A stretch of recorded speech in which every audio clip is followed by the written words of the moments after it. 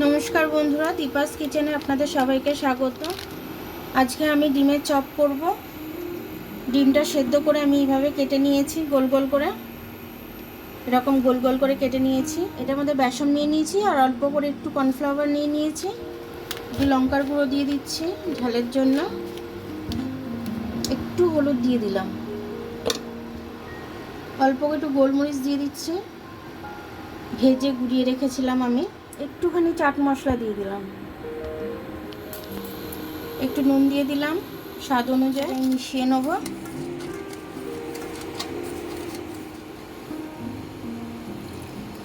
অল্প অল্প জল দিয়ে গুলে নেব, নাহলে ডেলা রয়ে যাবে।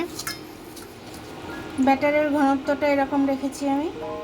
এবার আমি ডিম দিয়ে দিচ্ছি।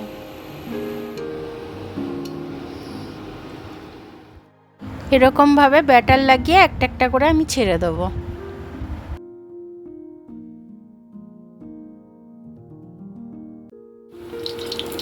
এবার আমি উল্টে দেবো একটা একটা করে।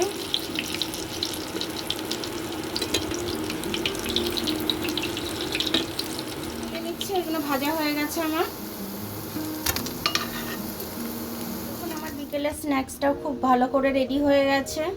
আর এটা মুড়ির সাথে আর চায়ের সাথে খেলে পরে একদম জমে যাবে, ভালো লাগবে খেতে। এরকমভাবে ডিমের পকোড়া করলে পরে ছোট থেকে বড় সবার ভালো লাগবে।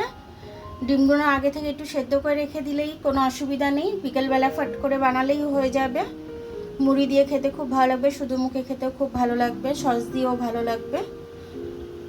তো আমার ভিডিওটা দেখার জন্য অনেক অনেক ধন্যবাদ। আমার ভিডিওটা যদি পছন্দ হয় লাইক, সাবস্ক্রাইব, বেল আইকনটা একটু টিপে দেবেন। ফেসবুক থেকে দেখেন তাহলে লাইক আর ফলোটা একটু করে দেবেন। আবার কাল দেখা হবে নতুন রেসিপির সাথে। ততক্ষণ আপনারা ভালো থাকবেন, আমি আসছি।